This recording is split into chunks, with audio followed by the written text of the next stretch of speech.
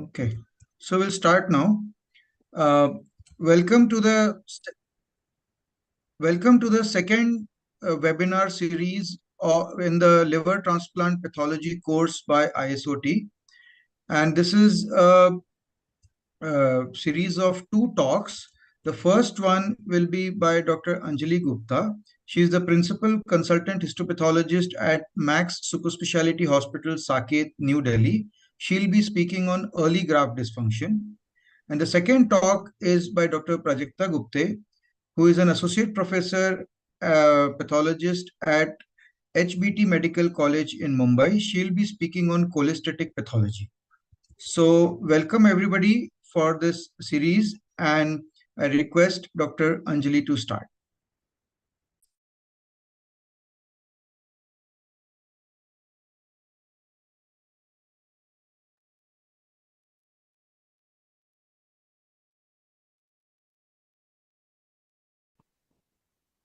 Ma'am चालू कर सकती हो आप?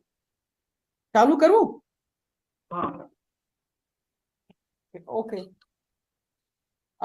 Good evening. I'm Dr. Anjali, and today I'll be speaking on early allograft dysfunction or EAD. Early allograft dysfunction can be defined as graft insufficiency with a possible early graft loss or in-hospital mortality within 90 days after liver transplant. Primary graft dysfunction, early allograft failure, initial poor functioning, primary non-functioning graft. These terms have been used interchangeably for a long time now and as synonyms of early allograft dysfunction. And these terms are used to describe graft functions which is functioning poorly in the immediate post-transplant period. However, early allograft failure has been defined recently as graft loss in 90 days post-liver transplant, and primary non-functioning graft is irreversible graft dysfunction leading to retransplantation or death during the first few weeks post-liver transplant. There's been a proposed classification for early allograft dysfunction, whereas in absence of all the other features like vascular or biliary complications, sepsis, immunological rejections, drug-induced hepatitis, or recurrent primary disease, you can classify it as a primary functional graft dysfunction or PGD. And in presence of it, we can classify it as secondary graft dysfunction.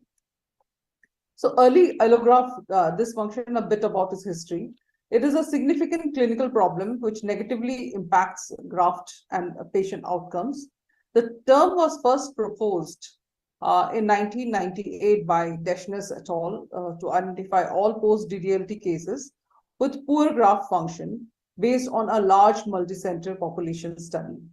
In 2010, Althoff et al. Defined early allograft dysfunction as presence of one or more of the following lab findings. Total bilirubin more than 10 milligram per deciliter, INR more than 1.6, transaminases more than 2,000 international units per liter on post-op day 7 without the presence of any technical complications. Clinically, hypoglycemia, hyperkalemia, metabolic acidosis, and renal failure can coexist. So the risk factor of EAD or early allograft dysfunction are common in DDLT and LDLT and also differs in LDLT and DDLT. So risk factors which are common to both dead donor liver transplant and live donor liver transplants depends on multiple donor-related issues, multiple technical surgical issues, and multiple recipient-related factors.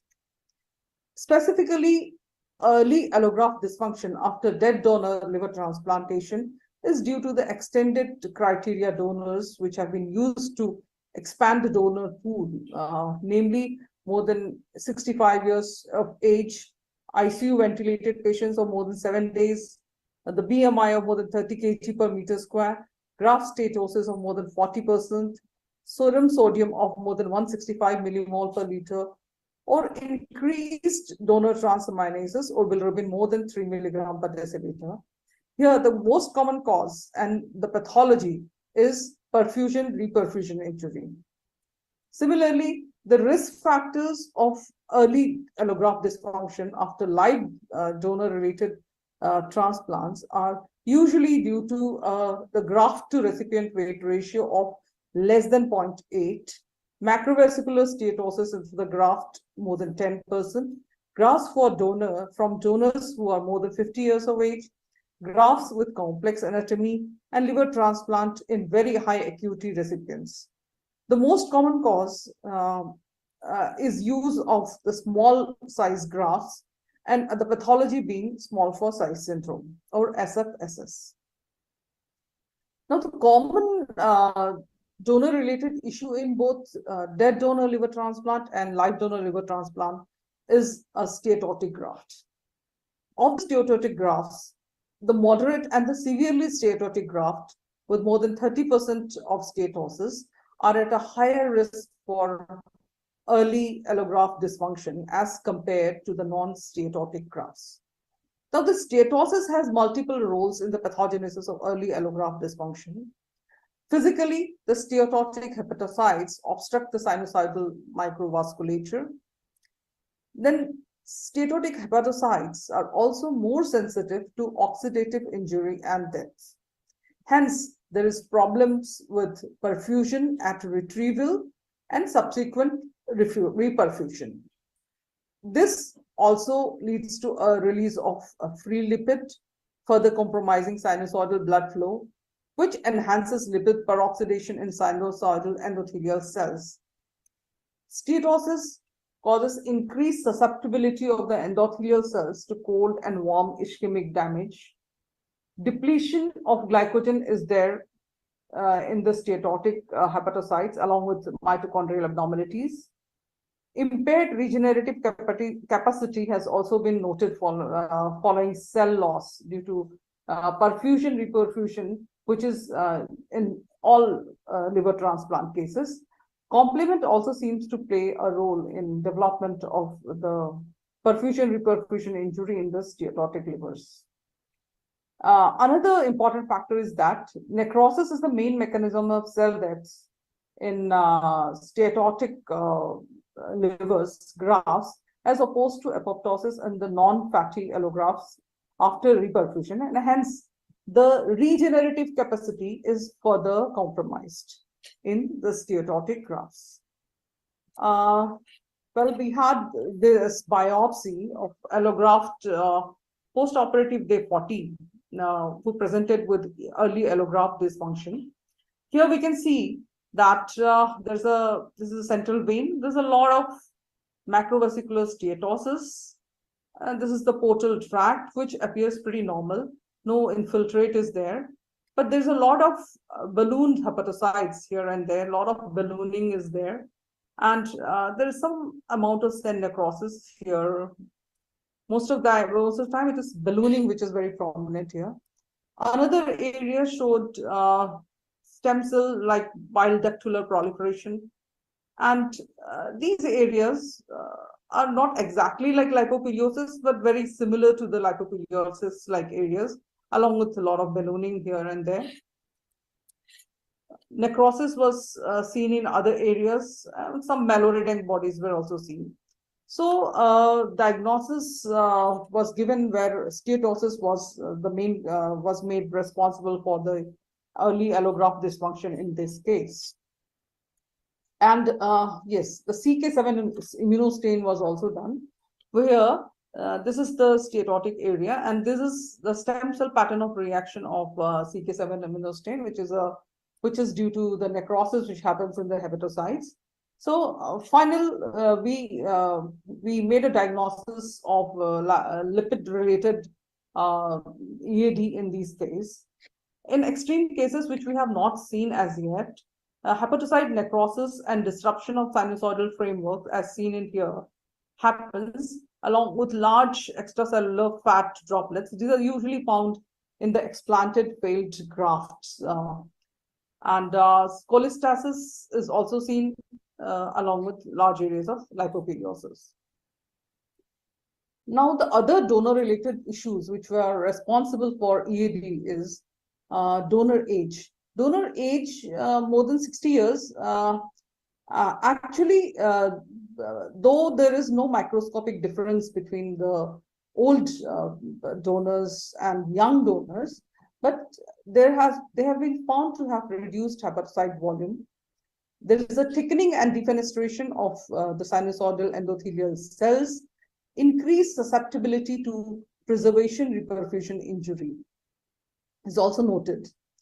In dead donor, liver transplant donor, episodes of hypotension can lead to ischemic damage of the graft, and hence a very poor reperfusion regenerative capacity, which leads to possible cause of EAD or early allograft dysfunction.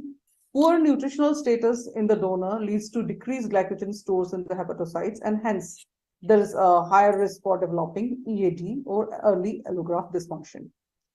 Now, the technical causes and recipient causes have been clubbed here together. I'm not going to go much into these details. Vascular phenomena and like heart, hepatic artery thrombosis, or biliary complications are always a risk factor for early allograft dysfunction. In addition, sepsis, infected intra-abdominal conditions, ABO-incompatible grafts, and T-cell mediated rejections, liver transplant in very sick patients with high MELD scores, and sarcopenia of the patient or the recipient are also very definite risk factors for developing early allograft dysfunction. Now, this is the second case which I want to show you. This is an allograft biopsy of we received on the post of day 13. The grossly distorted liver architecture is seen with some sort of a zonal area showing necrosis / cholestasis. On higher power view, centrizonal necrosis and cholestasis is seen here in this area. And the clinician, there was a tweaking about presence of CMV in this patient, and we therefore did an IFC for CMV. And here it is. These nuclei are positive for CMV, and hence this patient had sepsis due to CMV and a subsequent early allograft dysfunction.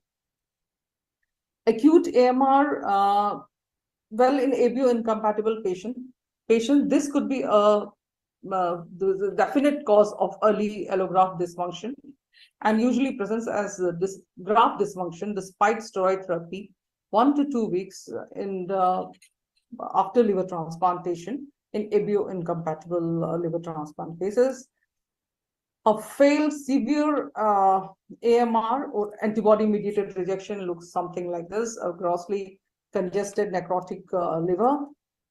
And a few slides showing acute AMR, where endothelitis and hypertrophy of the endothelial cells of the portal vein here is seen, along with mixed portal infiltrates in the portal area. So because we'll have subsequent classes on AMR, I'm not going to talk much about it. Severe AMR can present with capillary dilatation and hemorrhage with a high C4D IHC score of 3. Concentrating back on perfusion-reperfusion injury, it is the commonest cause of early allograft dysfunction after dead donor liver transplant. In the period from organ harvesting and circulatory collapse in the dead donor cases till implantation, a series of events cause variable degree of injury called preservation reperfusion or ischemia reperfusion injury. Pathogenesis of early allograft dysfunction due to perfusion-reperfusion injury is due to the death of hepatocytes and sinusoidal endothelial cells, Kupffer cell activation and formation of reactive oxygen radicals, which is followed by the immune system activation and further parenchymal injury. Histopathology varies from mild to severe. In mild cases, occasional hepatocyte detachment and single or rare clustered neutrophils in the sinusoids are seen. And in severe PRI, zonal hepatocyte necrosis, neutrophilic infiltrates, clustered neutrophils in distant sinusoids are seen. So here is a allograft biopsy we had received on the post-operative day 20, wherein we can see that here's the portal tract, here's the central vein. So there is some pericentral, perivenular cholestasis, specifically presenting as canalicular bile plugs. Portal tracts are pretty normal, do not show any infiltrates out there. So just this benign looking, cholestasis. A higher power view of the portal tract, pretty normal. Some amount of cell necrosis was seen here and there. And the portal tracts seem pretty preserved. So, and a CK7 immunostain was done, which showed periportal immunostain, bile ductular reaction. So this case was, of course, diagnosed as mild PRI. And again, this is the fourth case which I want to discuss, where we received a explanted allograft on the post-op day 10, which looks something like this, very green and turgid. And the sections were something like this. I mean, like there are large areas of zonal necrosis, some amount of bridging, and lots of regenerative nodules out there. The higher power showed in other areas severe cholestasis, bile plugs, canalicular bile plugs, and intracellular bilirubiноstasis. Few neutrophils are seen here, but in other areas there were pretty lot of neutrophil. And in toto, we can see necrotic and cholestatic parenchyma out here. The portal tracts are comparatively preserved in this case. And so this is a case of severe post-perfusion injury, wherein the patient could not suffice with the graft and had to be regrafted, retransplanted. Now, a small bit about small for size graft and small for size syndrome, which is a small for SFSS or small for size is a commonest cause of early allograft dysfunction after live donor-related liver transplant. It is due to reduced size graft of less than 0.8% GRWR, usually manifests as hyperbilirubinemia, coagulopathy, and ascites in the first post-op week. Pathogenesis is likely due to the portal venous hyperperfusion, leading to portal hypertension and to venous endothelial damage and reflex arterial vasospasm due to hepatic artery buffer response. P21 dependent inhibition of hepatocyte regeneration may also play a role in development of SFSS or small for size syndrome. Histopathology varies from early findings to very late sequelae. Early findings of SFSS are usually portal vein and periportal sinusoidal endothelial denudation and focal hemorrhage into the portal tract, dissection into the periportal hepatic parenchyma, and commonly a triad of centrilobular hepatocanalicular cholestasis, steatosis, and a ductular reaction with neutrophilic infiltration is noted. Whereas the failed allografts show functional dearterialization because of arterial vasospasm and or arterial thrombosis. And in the late sequelae, portal vein branch thrombosis, nodular regenerative hyperplasia, and biliary strictures could be seen. There are the two slides I'm sharing, which is typical for SFSS or small for size syndrome. Here we can see that there is some endothelial damage, endothelial injury in the portal veins, and a lot of RBCs in the portal stroma. There's a portal hemorrhage. In severe cases, this might have gone into the parenchyma. Associated cholestasis, a lot of cholestasis, bile plaques, cholestatic bile plaques are seen in this case. So, so this is all about small pore size syndrome. Summarizing the whole talk, I'd like to say that early allograft dysfunction is like an unknown territory, which is still being ventured out. And it results from a complex interplay of donor, surgical, and recipient-related factors.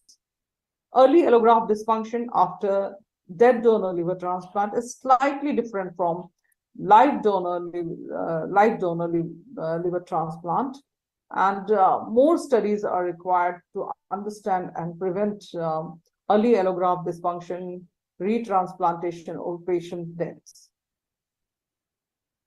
Thank you. Wonderful. Thank you very much, ma'am, for such a lucid talk. And we encourage all participants to ask questions in the Q&A box, and also you can do that on YouTube. We have very good participation, more than 50 participants today. Request Dr. Prajakta to start her talk on cholestatic pathology.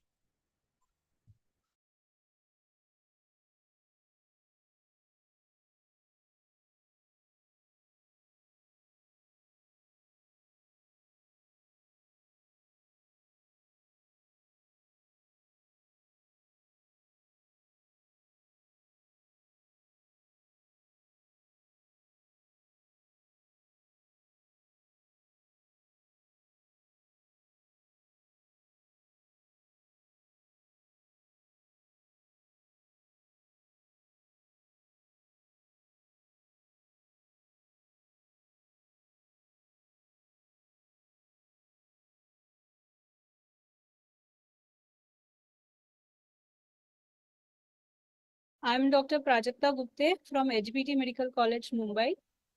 Today I will be discussing cholestatic pathology following liver transplantation.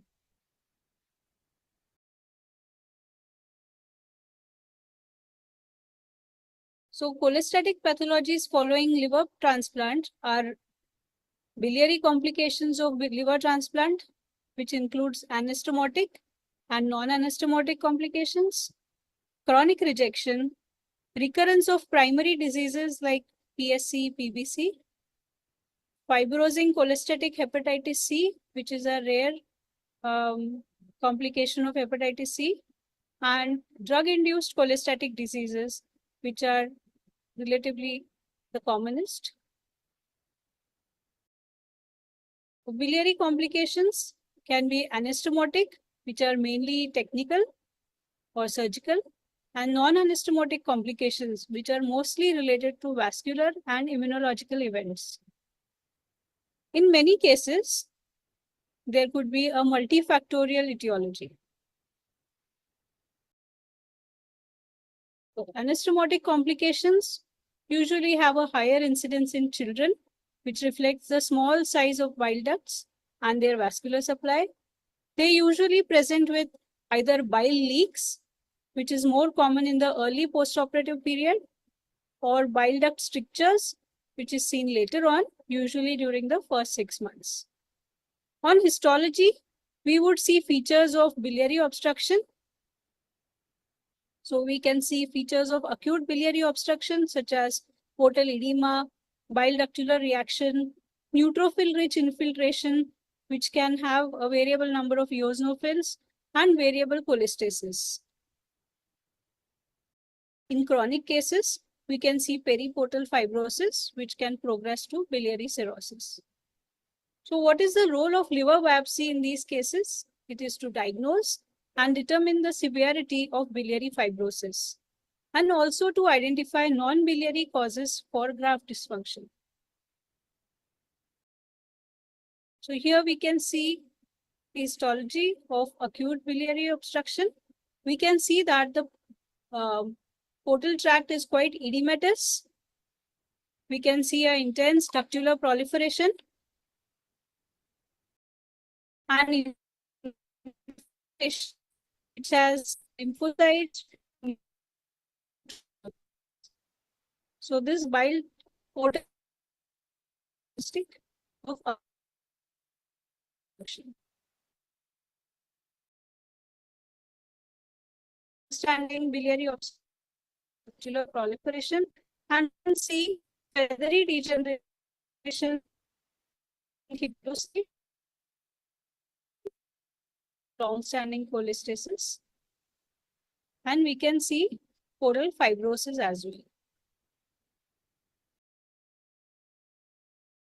Non-anastomotic complications, they occur in about 5 to 20% of recipients, and they can have ischemic causes or immunological causes. So the ischemic causes include hepatic artery thrombosis, hepatic artery stenosis, arterial steal syndrome, small for size grafts, where the graft to liver ratio is less than 0.7. We can have reperfusion injury associated with prolonged cold ischemia or warm ischemia, and vascular sludging in the small capillaries. All of these can cause ischemic damage to the bile ducts. And immunological causes include ABO-incompatible graft, ABO-compatible antibody-mediated rejection. In cases of transplantation for PSC or autoimmune hepatitis, there we can have an autoimmune response to bile ducts. Previous CMV infection can also be an underlying cause. And we also have obliterative vasculopathy of chronic rejection. So ischemic causes lead to bile duct ischemia. Bile ducts have single vascular supply from the portal arterioles. And so if there is any compromise, these are the first to get damaged.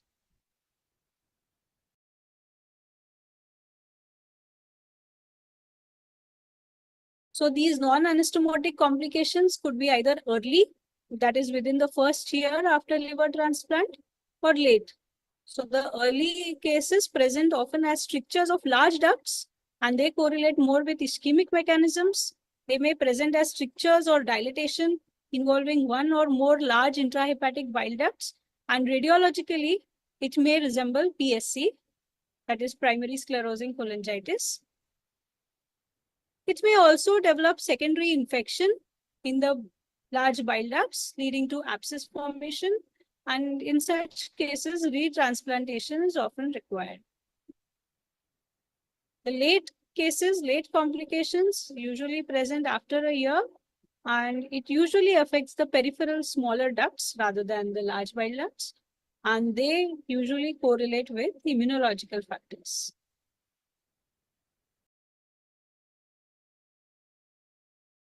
Histologically, ischemic biliary complications would show features of biliary obstruction, which are patchy in distribution. And histologic abnormalities in biopsy may be minor as compared to gross radiological abnormalities at the hilum. These correspond to the early non-anastomotic complications, and the changes are mainly seen in the large bile ducts. So the biopsy, which would represent the peripheral biliary channels, would not show so many changes, whereas radiologically, we would be able to see major abnormalities, mainly at the hilum. So in some cases, the late cases, the findings may resemble early changes of chronic rejection, like we would have atrophic bile ducts, perivenular hepatocyte dropout, ballooning, and cholestasis. And in some cases, findings may resemble PSC, that is fibro-obliterative lesions involving medium-sized ducts.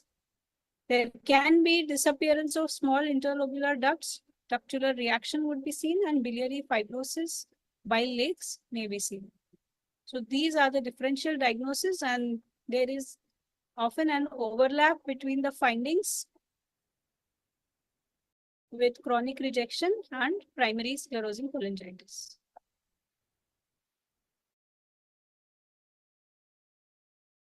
Here is an example. Here we can see a PSC-like picture, but with significant secondary infection, features of secondary infection. We can see dense neutrophilic and eosinophilic infiltration there. Now coming to our next condition, chronic rejection. These lesions predominantly affect small bile ducts. And in the absence of secondary biliary features, we would,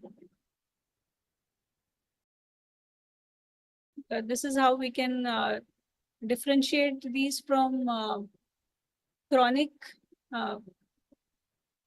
non-anastomotic complications.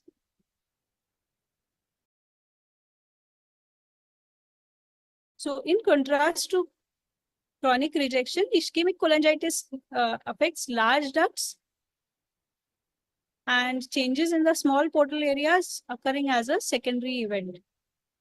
So chronic rejection as a topic would be dealt with later on by another speaker.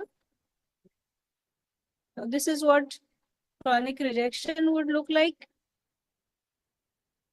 There is ductopenia and fibrosis. We can see portal venules, portal arterioles, but absence of bile duct. And there is hardly any ductular proliferation. Recurrence of primary disease such as primary sclerosing cholangitis and primary biliary cirrhosis leading to cholestatic pathology post liver transplantation. So recurrent PSC and ischemic cholangitis, as we have just seen, they can have very similar appearances both radiologically and histologically. So a strict adherence to criteria for diagnosing recurrent PSC has to be kept. So these include a diagnosis of confirmed PSC before the liver transplant, diagnosis more than 90 days after liver transplant. So that way we can rule out most of the cases of early non-anastomotic cholangiopathy. Characteristic strictures on cholangiography and or fibroobliterative lesions or fibrous cholangitis histologically. Absence of vascular hallmarks such as hepatic artery thrombosis, stenosis, any anastomotic strictures, non-anastomotic strictures, chronic rejection, or avio incompatibility. This is mainly to rule out ischemic cholangitis. Then recurrent primary biliary cirrhosis. So recurrence of primary biliary cirrhosis is usually mild and often subclinical, and it does not usually have an obvious impact on graft survival or patient survival. Here we can see characteristic lesion of PSC. We can see the onion skin fibrosis around the bile duct. And here we can see characteristic lesions of PBC, primary biliary cirrhosis, where we can see ductocentric inflammation, florid bile duct lesion.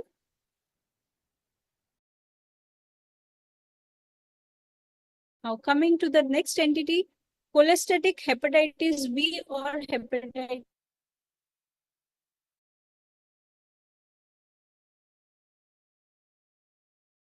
in patients with hepatitis B, or usually more common with hepatitis C. So here we can see prominent ductular reaction, cholestasis, hepatocyte ballooning, periportal sinusoidal fibrosis. So we would see these four features together. Usually the patient would have very high viral loads, and that would support this diagnosis. Now, recently, due to the use of direct acting antivirals, incidence of fibrosing cholestatic hepatitis B or C has reduced. Now coming to drug-induced cholestatic liver injury. So this is by far a more commoner etiology leading to cholestatic hepatitis, cholestasis in the post-transplant period. A plethora of drugs can cause this kind of injury, including tacrolimus. And based on the histology, it would be segregated into acute bland cholestasis, where we have just cholestasis and no fibrosis, no duct inflammation, no portal or lobular inflammation. So that would be acute bland cholestasis. The other pattern that can be seen is cholestatic hepatitis, where we can see a combined hepatocellular and cholestatic injury. So there would be hepatitis picture and cholestasis. Then the third pattern is chronic cholestasis, that is cholestasis with bile duct injury. So here we can see damage to the bile duct, infiltration, inflammatory infiltrate affecting the bile duct with features of bile duct damage and cholestasis. And that may further progress to vanishing bile duct syndrome, where we are left with a fibrous scar and absence of bile ducts. And usually bile ductular reaction is also sparse and there is usually no inflammation. This can eventually progress to advanced fibrosis. So here is an example of vanishing bile duct syndrome. We can see portal venules, portal arterioles, but bile duct is absent. Now, presence of cholestasis in the hepatocytes or cholangioles, so that is histologic cholestasis, may be variable. Patient's LFT might show a cholestatic pattern, but on the biopsy, we may not see the same. But we can see features of ductopenia here. So to summarize, the main causes of post-liver transplant intrahepatic cholestasis according to the post-liver transplant period are in the first 6 months, the early post-transplant period, we have primary non-function, we have ischemia or reperfusion injury, small for size graft, infections, acute rejection, antibody-mediated rejection, drug-induced liver injury. All of these can cause cholestatic picture.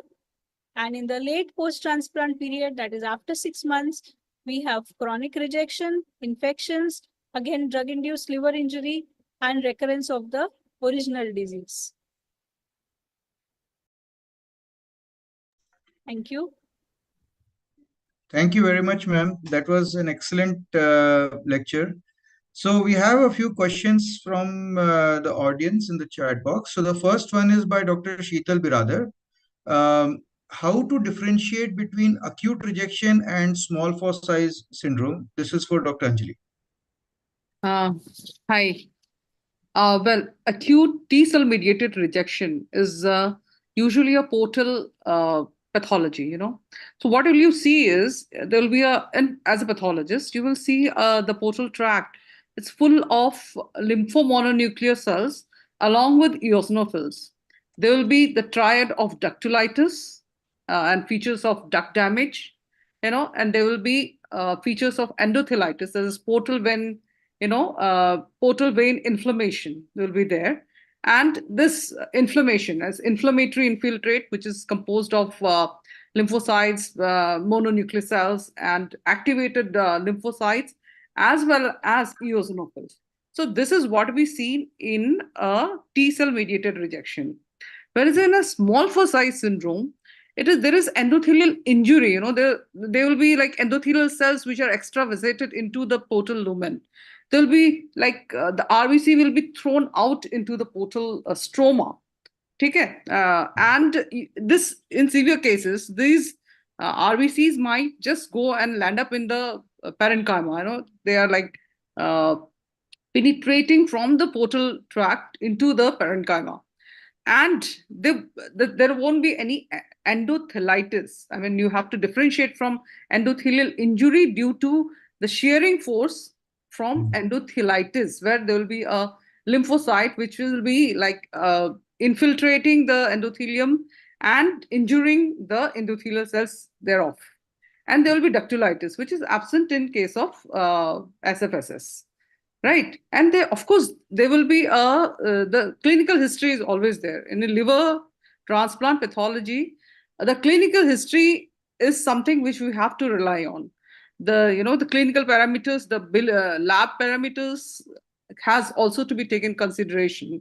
Like in SFSS, it differs. It is in SFSS, it is something like a hyperbilirubinemia will be like crazy hyperbilirubinemia. Patient will have coagulopathy. He will have hypoglycemia. All the features of liver failure, impending liver failure. Whereas in T-cell mediated rejection, these are not very loud. This is slower. I mean, patient will have transaminases, some amount of bilirubinemia. And as pathologists, we see this too. main features which differentiates between SFSS and acute T-cell mediated rejection. Hope it suffices. Yeah, this is good. And next question to Dr. Prajakta is what does the location of cholestasis, whether it is periportal, mid-zone, or does that determine what etiology may be causing the cholestasis? So how do we categorize or understand cholestasis on a liver biopsy? So what we are sampling in a liver biopsy is basically the peripheral portal tracts. How do we go about assessing the findings? So if we see predominantly mid-zonal cholestasis, which is showing us canalicular mid-zonal cholestasis, then we are actually looking at acute cholestasis. If we see just fine cholestasis within the cells, within the hepatocytes, then we would judge it as a mild cholestasis. If we see canalicular as well, then there is a relatively more severe cholestasis. If we are looking at chronic cholestasis, then what we are going to see, the picture that we are going to see is more of collate stasis. So these are collate crystals which get deposited in the hepatocytes, and that is seen histologically as feathery degeneration. So these would be small groups of hepatocytes, more often in the periportal location, which would show this feathery appearance.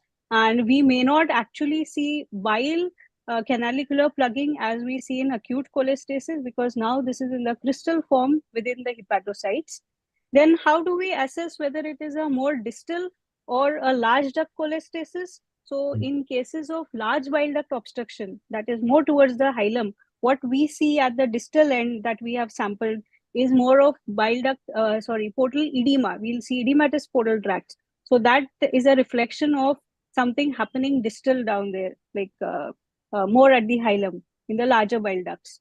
Whereas if we see active bile duct injury, lymphocytes or inflammatory cells attacking the bile ducts, or bile duct damage such as anisonucleosis or vacuolation of the bile ducts or loss of bile ducts, then we know that there is injury happening more at the periphery in the actual distal like peripheral bile ductules. So this is how we assess these. Again, ductular proliferation. If we are seeing very sparse ductular proliferation in the absence of bile ducts, then we know that there is something that is inhibiting the ductular regeneration as well. So that is what we are going to see more in vanishing bile duct syndrome or sometimes in chronic rejection. Whereas otherwise, if we have a duct loss, then that should be accompanied by a florid bile duct reaction. But in these scenarios, we would see rather the opposite. So that is how we morphologically try to judge the various appearances in a cholestatic injury. Great. So I have one question for Dr. Anjali. So early graft dysfunction when we have, it's very common that the patient also has ascites at that time. And one of the challenges we face is to do a percutaneous biopsy with ascites because the risk of bleeding is really high at that time. So does it matter if we get a percutaneous biopsy, which probably will be better and more representative, versus the transjugular biopsy, which may be closer to the outflow and therefore may not be? So does it matter to you? See, it really actually does not matter to us. Because we have been getting just those trans arterial biopsies, and of course they're smaller in size and they have probably not very representative, but diagnostically I don't find them very challenging. I think it's better for the patient to have, though as a pathologist I would definitely prefer to get a transcutaneous, percutaneous bigger course and more representative tissue. But trans arterial, I mean, like trans, this thing will TB, LB, I mean, sorry, I'm getting confused with the TJLV, terminology. yes. Yeah, TJLV will also do. I mean, they're good, satisfying grafts. I mean, sorry, biopsies. So the next question is by Dr. Sachin Chaudhary for Dr. Prajakta. What is the bile lake and bile plug? What is like the difference between them and what are they? So bile plug is what you are going to see within the ductal system. So you might see it within a canaliculus or within a dilated bile duct, and that would be like a plug of bile sitting within a biliary channel. Whereas if we have intense obstruction, especially to the larger bile ducts, then there is a back pressure and it just kind of leaks out of the bile just leaks out of the biliary tree, and it would be sitting in the lobule, and that's what is called a bile lake. So we would just see a pool of bile, not within a biliary channel, and it would be surrounded by inflammation. Obviously, since it is like sitting just freely sitting there, it would incite a reaction and we would see some inflammation around it. So that is a bile lake. So another question for Dr. Anjali. Now, sometimes you see non-lymphocytic inflammatory cells as the predominant cell when you have early graft dysfunction. Neutrophils, eosinophils, So, what would be the interpretation of such a pathology? Because, as you've said, in early graft dysfunction, it's not uncommon for us to not have a clear-cut diagnosis, even with a biopsy. So in such a situation, it's not, and sometimes we see non-lymphocytic cells also. So Yeah. what would Non-neutrophilic cells non-lymphocytic cells like neutrophils, eosinophils, they usually present as cholangitis, pericholangitis. The biliary tree, the neutrophils inside the biliary tree or around the biliary tree. So that you can see if there is any sort of number one thing. If a patient has some technical biliary issues, like during the transplant of the graft, if there is an anastomotic some problem with anastomosis, or if there has been a predisposed cause of sepsis there, some intra-abdominal collections, which it is not very odd to find a person with SB getting a transplant because they are not like to thoroughly checked for intra-abdominal collections. Also, PRI, perfusion reperfusion injury, it does has the propensity of showing non-chronic, non-lymphomononuclear cells. You can see plenty of neutrophils if the case is pretty bad. And sepsis, yes, sepsis is always associated with neutrophilic infiltrations. So systemic sepsis and even local sepsis like cholangitis. Yeah, sepsis plus small foci syndrome, you will always get neutrophils. Even in PRI, you can get neutrophilic infiltrations. Yeah. Okay. So the next question is for Dr. Prajakta again. This is by Dr. Sanjit Singh. How do you differentiate between DILI and chronic rejection? Okay, so DILI is not just one entity, as we just saw. These were the 4 different presentations, histological presentations of just cholestatic DILI. So DILI can have affection of the lobules. It could have a hepatitic appearance. It could have a steatotic appearance. Then cholestatic. Within cholestasis, we have 4 types. So it may have based on the drug, the appearance would differ. So when we are when we want to call something as DILI, we would first see the chronology of the drug intake that the patient has been taking, what all drugs this patient has been had before the presentation, and what would be the appearance of each of these drugs. So we have a lot of tables here available with us as to which drug is known to cause what appearances, and that we would tally with the appearance seen in that particular biopsy. So if all this linkage fits in, so your appearance on the biopsy, the drug that the patient is taking, the chronology of the drug, and the expected appearance. So when all of this fits, you are going to consider it as DILI. Whereas in chronic rejection, now suddenly the patient is not going to come up with chronic rejection. These patients are always on follow-up. So they would have had some episodes of acute rejection or early chronic rejection in the past. And then subsequently they would come back to you with absence of bile ducts, which is like what you are going to confuse with vanishing bile duct syndrome of Dili. So yeah, so here you would have the chronology of the patient that he's not been taking his the pills very consistently, or there have been some episodes of acute rejection or early chronic rejection in the past. So you do get that stepwise history also. Yeah. Wonderful. So looks like we do not have any other questions from the participants. And just a final comment from both the speakers before we close the session. Dr. Anjali, first you. Yeah. Thank you, Doctor, for giving us this opportunity to speak in the esteemed forum of ISOT.